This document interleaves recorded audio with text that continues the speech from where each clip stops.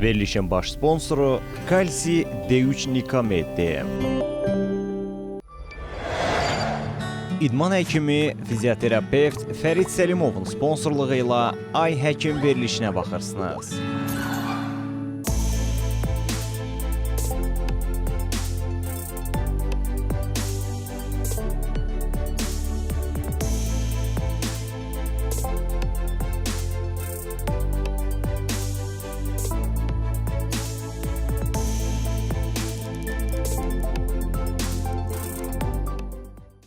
Ay Həkim davam edir dostlar. CBC Sport'a baxırsınız. Studiyada Doktor Tutu Zeynalovadır. Bugün həm söhbətim uşaq endokrinologu, çox güvəndiyimiz doktor Azad Əkbərzadədir. Azad doktor, niyə sizə güvənirik? Çünki siz bir komanda şəklində çalışırsınız. Mən istəyirəm, bax, gəlin öz komandanız haqqında da məlumat verin ki, sizin komandanın üzvləri kimlərdir və uşaq endokrinologiyasında multidisipliner yanaşma niyə vacibdir? Çox sağ olun sualınıza görə. Bəli, yəni bu sualı əslində cavabın birinci hissədə bu sualla vermiş olduq. Yəni nail ola bilirikmi? Məsələn, adi piyələnməli uşaqlarda yanaşmada nə qədər nail ola bilirik?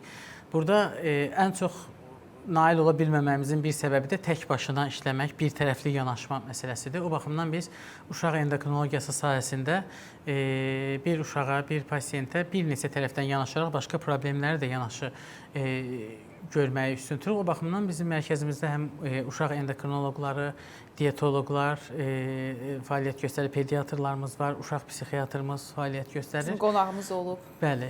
Dolayısıyla bir uşaqda əgər hər hansı bir səbəbdən gəlirsə, yəni tək piyələnmə olmasın, digər cinsi inkişaf problemləri olsun, boyu problemləri olsun, böyrək üstü vəzin, məsələn, ağır çatışmazlığı vəziyyəti olsun, belə olan hallarda bunlara həm qidalanma tərəfdən, həm psixiatrik tərəfdən yanaşmaq lazım olur. Məsələn, uşaq dövründə daha ağır vəziyyətlər keçirənlərdə spektr pozğunluğu yanaşı ola bilir və ya tək başına bir problemlə gəlməyə bilir. Uşaqların yanında başqa problemlər də ola bilir. Ona görə də belə olan hallarda bir neçə həkim bir komissiya tərəfindən məsələyə yanaşmaq, məsələn, cinsi inkişaf problemlərində xüsusilə daha əvvəllər tək həkim qərarı ilə bu gedirdi, qarışıq cinsiyyətlərin qərar verilməsində.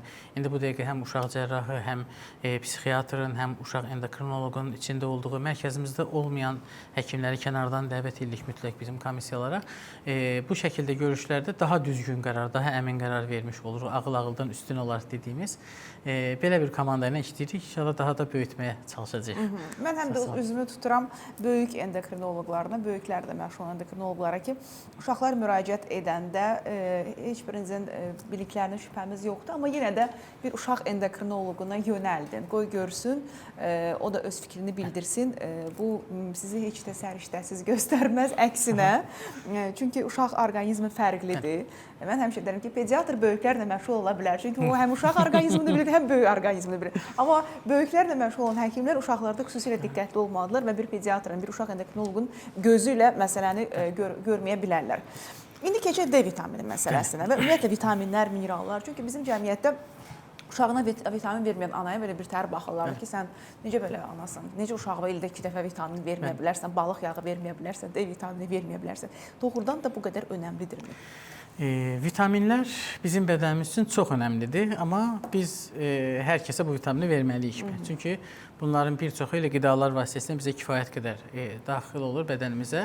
Bədənimizə çatışmayan kritik dövrlər var, o dövrlərdə dəstək verməliyik. Amma daha çox çatışmazlıq varsa, bu çatışmazlığı yerinə qoymağımız düzgündür. Çünki bunu da qeyd edək ki, bu qida əlavələrində vitamin kompleksləri və s. bunların içindəki müalicəvi miqdarda olmur, çox aşağı miqdarlar olur qida əlavələrinin içində. Dolayısıyla bunların ciddi müalicə eləmə gücü yoxdur. Amma ümumi dəstək üçün bəlkə seçilmiş uşaqlarda biz bu dəstəyi verə bilərik. Qidalanması bir tərəfli olan, bizə lazım olan omega yağlarını qəbul eləməyən, balıq yeməyən, süd məhsulları yeməyən uşaqlarda bəlkə biz bunu bir dəstək kimi verə bilərik. Amma vaxt aşırı 6 aydan bir, 3 aydan bir alıb bu vitamin dəstəyi verim. Bu həm bir əsası yoxdur, həm də nə qədər bir xeyir gördüyümüzü yəni göstərə bilmirik ki, burada nə qədər xeyir görə bildik. Bunlardan biri də bu dəqiqə ən çox yayılmış D vitamini məsələsidir. Bir D vitamini qorxusu yenə də bir D vitamininə etinasız yanaşma məsələsi var. Bu dəqiqəki dövrdə çox görürük bunu. Ona görə yeni doğulmuş uşaqlarda problem olsun, olmasın, bizim mövcud düşdüyümüz mühitlə, qidalanma mühiti ilə və günəşə təmasımızla əlaqədar biz buna profilaktik olaraq verməyi məsləhət görürük. Ən az 1 yaşına qədər verilməyi. Hansı gündən, neçə gündən? 15 gündən yoxsa daha tez? Doğulandan sonra vermək olar. Daha əvvəl 15-ci günündən etibarən deyilirdi. İndi gözləməyə ehtiyac yoxdur. 0-1 yaş. Bəli. Amma bunu 2-3 yaşa qədər də profilaktik davam eləmək olar. Çünki şəhər mühitində yaşayan uşaqlarda, insanlarda xüsusilə D vitamini çatışmazlığı çox görürük. D vitamini ilə əlaqədar bu dəqiqə olan problemlər biraz cəmiyyətdə çoxdur. Nədir? D vitamini 1 yaşa qədər verdik tutaq ki, elə bu verməyin arasında ciddi problemlər olur. Bunun yanına kalsium qoyma məsələsi, sümük boşluğu, əzələ boşluğu var deyib bu dərman dozalarını artırmaq, əmgəyin böyüklüyü, kiçikliyi, əmgəy böyüdü, dozanı artır, əmgəy balacalaşdı, dozanı azalt, kəs kimi məsələlər, bu yəni lazımlı, lazımsız müdaxilələrdir D vitamininə. Bunlar üzərində ciddi işləmək lazımdır. Biz D kimi verək uşaqlara. Müdaxiləni valideynlər edir yoxsa pediatrlar edir? Sahə pediatrlar da çünki siz dediklərinizi deyirlər. Açıq danışa bilərik. Biz müzakirəyə açığıq. Bəli, əslində həkim olaraq. Ailələr bunu özləri bilməzlər əlbəttə, amma bir ənənə kimi artıq formalaşıb bu. Vaxtında həkimlərdən alan bir dalğa indi cəmiyyət arasında bunu belə eləyərlər. Fikir olduğu üçün və ya o problemi görəndə həkimə qaçmaq ki, bunun əmgəyi balacalaşdır, biraz əzələ boşluğu ola bilər uşağa. Heç kalsium verməmişəm, kalsium verim, hansı dozadan verim məsələsi. Bir ənənə formalaşıb, bu dəqiqə onu düzəltməyə çalışırıq. Elə tək 1 yaşına qədər verəcəyimiz profilaktikada bu qədər problemlər var. D vitamini ilə masaj problemi, uşağın əmgəyi balacalaşdı, başı balaca qalacaq, bənəm böyüdü, böyük qalacaq kimi məsələlərdən, yəni yanlış yanaşmalarla lazımsız istifadələri olur. Ondan sonra müalicə verəndə də doza seçimi məsələsi var. Çünki əksər hallarda həkim yazan müalicəni ailələr gedirlər aptekdə bir əczaçı ilə də məsləhətləşirlər. Əczaçı da onun üzərində yazılan dozaya görə. Çünki bu vitaminlərin əksəriyyəti qida əlavəsi olaraq gəldiyi üçün qida əlavəsinin üzərində kiçik rəqəmlər göstərilir müalicə üçün, profilaktik rəqəmlər üçün göstərilir. Dərman olanda yüksək dozalar göstərilir. Ona görə o dozlara əsaslanıb bu doza çoxdur deyib doza dəyişikliyinə gedilə bilir. Düzgün müddətdə düzgün doza vermədiyi üçün D vitamini çatışmazlığı düzəlmir uşaqlarda. İllər deyirlər ki, belədir. Elə veririk, elə düşür aşağı, veririk, düşür aşağı məsələsi. Yay-qış arasındakı fərqin bilinməməsi, D vitamini ilə masajlar və s. Bunlar bir dənə adi D vitamininin başına gələn yəni əczaçıların gördüyü işi, mən çox üzr istəyirəm ifadəmə görə, bu cahil cəsarətidir, doktor. Çünki öz övladınıza yəni bilmirəm də bu müdaxilə, başqasının övladının müalicəsinə necə müdaxilə etmək olar? Böyükləri qoydum bir qırağa. Yəni də böyüklər necəsə çıxacaq. Amma söhbət uşaqdan gedəndə o qədər diqqətli olmaq lazımdır. O qədər məsuliyyətli olmaq lazımdır. O ki, qaldı, sən bu ixtisas həkimi deyilsən, sizin işiniz təyinata uyğun olaraq preparatı təqdim etməkdir pasiyentə. Yəni başqasının, sizin uşağınızın müalicəsinə kimsə müdaxilə etsə, xoşunuza gələr. Əminəm ki, hamısı deyəcək, yox. Çünki mən güvəndiyim həkimə aparmışam. Bu da güvəndiyi həkimə aparıbdır. Nə olar ki, uşaqların heç olmasa müalicəsinə müdaxilə etməyib? Böyükləri qoydum bir kənara. Davam edək. Ürəyim doldu bu mövzuda, doktor.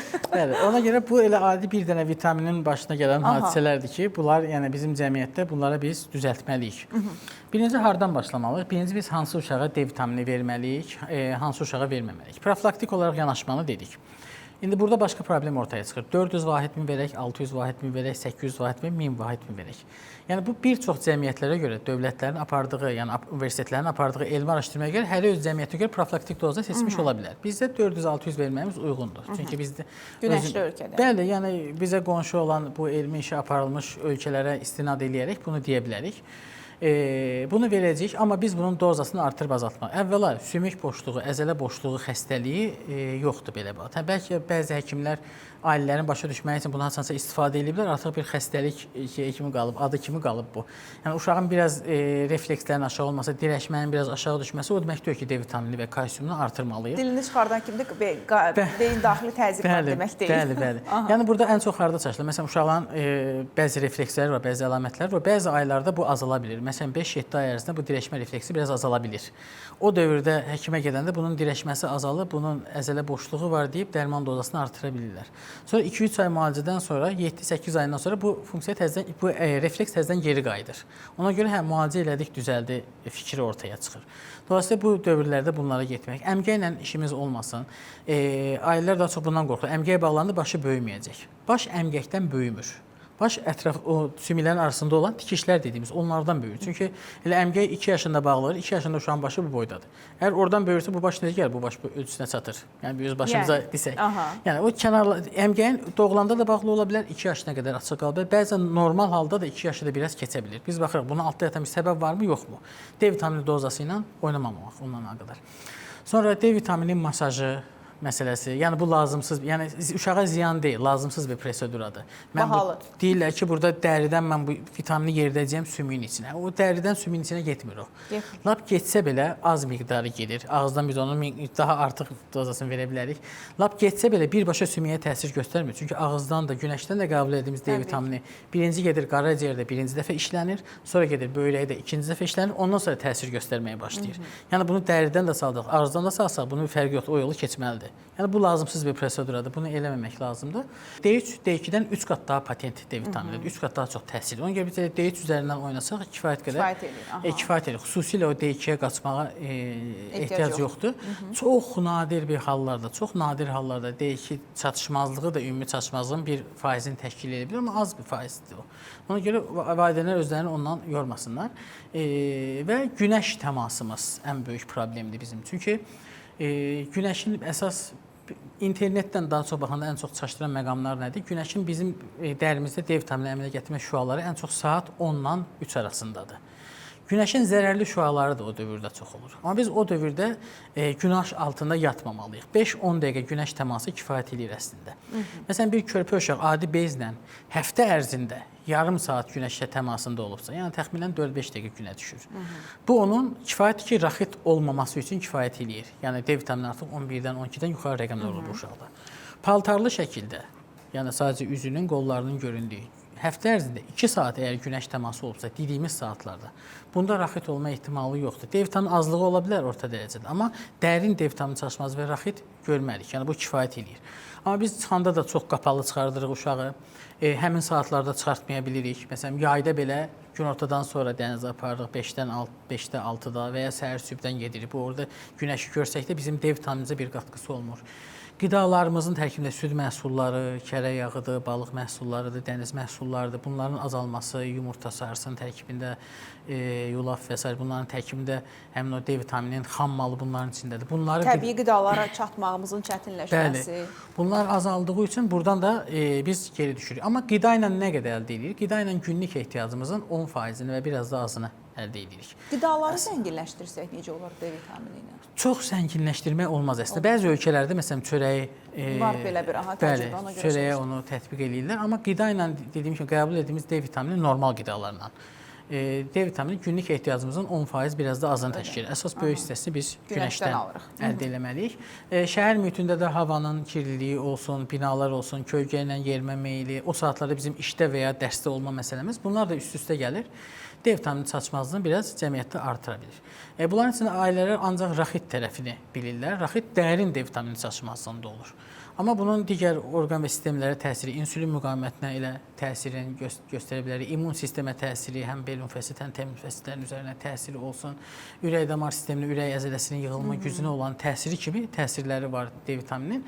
Amma bunlar hansı rəqəmdə əmələ gəlir, bunu çox bilmirik. Yəni D vitamininin çatışmazlığı məsələsi adətən kalsium mübadiləsi üzərindən, sümük üzərindən daha çox bilinir. Ona görə məsləhət görülür ki, 20 rəqəminin, 20 nanoqram desilitrin üzərində D vitaminini saxlayaq. 20-dən aşağı düşür. Sümük dəyişiklikləri təxminən 16 rəqəmindən aşağı əmələ gəlməyə başlayır. 16 rəqəmindən yuxarıda adətən bir fərq görə bilmirik araşdırmalarla.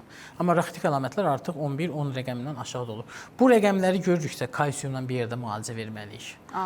D vitamini 16-dır, 18-dir, 15-dir, 20-dir. Burada bir çatışmazlıq əlaməti var, amma kalsiumla bir yerdə verməyə ehtiyac yoxdur. Kalsium orada lazımsız yük olur. Amma çox aşağı vəziyyətlərdə mütləq kalsiumla verməliyik, çünki onda ad sümük xəstəliyi edilmiş vəziyyət əmələ gəlir. Gələn kalsium sürətlə sümüyün içinə çökməyə çalışır, kalsium azalması əmələ gəlir. Bu faktorlar önəmlidir, bunlara diqqət yetirməlidirlər. Və bir də kalsium çatışmazlığı, kalsium uşağı azdır, kalsium verək məsələsi üzərində biraz da dayanmaq istəyirəm. Buyurun. Çünki bəzi məsələn dəmir kimi, B12 vitamini, fol turşusu kimi, D vitamini kimi bunlarda çatışmazlıq görürsə, deməli bədən bunu az qəbul edir, bunu verib yüksəltməliyik. Amma kalsium çatışmazlığı varsa, bunun altında səbəbini axtarmalıyıq, ciddi bir səbəb ola bilər. ən elə dərin D vitamini çatışmazlığı kalsium çatışmazlığı əmələ gətirə Çünki bilər. kalsium toxumalara daşıyan D-dir. Bəli, və digər kalsium mübadiləsi ilə əlaqədar digər hormon sistemləri və digər orqan sistemləri ilə əlaqədar olan problemləri araşdırmalıyıq. Kalsium azdır, buna kalsium verək düzəldək, o düzgün yanaşma deyil. Nəyə axtarmalıyıq? Birinci D. Bir çox xəstəlik D vitaminidir, qalxan bənzər ətraf vəzi olan problemləridir. Burada böyrək problemləri buna səbəb ola bilər. Yəni kalsiumun böyrək bədəndən çox atılması, geri sorulması problemləri kimi bir çox daha az rast gəlmiş spesifik xəstəliklərdir. Ailə burada artıq bir şey eləməməlidir. Bunu həkimə əmanət etməlidir. Amma analizinə verdiyi xüsusilə ionlaşmış kalsium analizi əksər hallarda az gəlir. O biraz laborator həssaslıqla əlaqədar olan məsələdir. Hər azlıqda kalsium azdır, kalsium verək, bu da yersiz, lazımsız bir kalsium yükü olur bədənə. Aydındır. Bu məsələlər bir nəfəsə ağlıma gələn sözlərdir. Çox sağ olun. Özüm bölmədim ki, bildim ətraflı əhatə edəcəksiniz bu mövzuna. Son 2 dəqiqəmiz qalıb. Əslində bu mövzu nə dərəcədə sizə aid deyil. Sadəcə fikrinizi bilmək istəyirəm ki, indiki uşaqların da dişləri sanki tez çıxır. 3 aylıqda uşaqlar bir də görürsünüz diş çıxardır. Bu normaldır deyir pediatrlar. Sizə rast gəlirsiniz, sadəcə endokrin problemlərlə gəlir. Amma istəyərdim ki, bu mövzuda da... Yəni əslində bütün cəmiyyətə aid daha çox rast gələn məsələsini deyə bilməyəcəm. Çünki onu bir araşdırma ilə dəqiqləşdirməliyik. Çox görürük ki, bəli, onsuz da 3-4 aylığından etibarən diş yeri qaşınmağa başlayır uşaqlar. Bəzi uşaqlar doğulanda dişdən doğula bilərlər. Yəni bu patologiya deyil əslində. Deyil, gördüyümüz bir haldır. Amma adətən biz ailələri daha çox dişin gec çıxmağı narahat eləyir. Onu da bilməlidir ki, yaş yarımına qədər uşağın heç bir dişi çıxmaya da bilər. Adətən o da yenə gec diş çıxanda da kalsium dozasını, D vitamini dozasını artırırlar. Bəli, onu unutdum. Yəni yaş yarımına qədər uşağın dişi çıxmaya bilər. Təşvişə düşmək lazımdır. Heç ehtiyac yoxdur, amma ən çox burada narahat olan məncə ana olur. Çünki uşağın diş yeri uzun müddət qaşınanda uşağın komfortu pozulur, çox ağlayır, gecə yuxusu pozulur. Burada əlbəttə ana bir həll yolu tapmağa çalışır. Bunda başa düşmək olar. Anaya dəstək vermək lazımdır burada. Təşəkkür edirəm sizə doktor, ətraflı məlumat üçün. Dostlar, nəzərinizə çatdırım ki, Ay Həkimin bugünkü qonağı uşaq endokrinologu doktor Azad Əkbərzadə idi və ona və komandasının işlərində uğurlar arzu edirik. Çünki oradan da çox çətin xəstə kontingenti ilə çalışırsınız. Burada həm valideynlərlə işləmək lazımdır, həm uşaqlarla işləmək lazımdır. Sizə səbir arzu edirəm doktor bu xəstələrdən. Son olaraq təşəkkürümü bildirmək istəyirəm. Verilişimizin baş sponsoru Ştada şirkətidir. Kalsium döyüş, Nikamet, portağal və limon dadlı çeynəmə tabletlərini təklif edir sizə. Deməli, vegansızsa, siqaret çəkirsinizsə, spirtli içkilərdən istifadə edirsinizsə, günə 3 fincandan artıq kofe içirsinizsə, hamiləlik, laktasiya dövründə kalsium ehtiyacınız artmış ola bilər. Buna görə də təyinata uyğun olaraq kalsium döyüş Nikamet preparatı seçiminiz ola bilər. 25 ildən artıq mövcuddur, sınanmış preparatdır və hamilələr 3 yaşdan yuxarı uşaqlar da təyinata uyğun istifadə edə bilər. Təşəkkürlər baş sponsorumuz Ştada şirkətinə. Digər sponsorumuz Böyük Britaniya təhsilli idman həkimi Fərid Səlimovdur. Fərid doktor müasir fizioterapevtik yanaşmayla sizin xidmətinizdədir. Diz, onurğa, çiyin, əzələ ağrılarından artıq daha tez və müasir idman yanaşması ilə müalicə oluna bilərsiniz. 055 318 83 94 nömrəsi ilə əlaqə saxlayarıq. Bugünlük bu qədər. Özünüzə yaxşı baxın. Həm özünüzün, həm uşaqlarınızın sağlamlığını sağlam ikən qoruyun.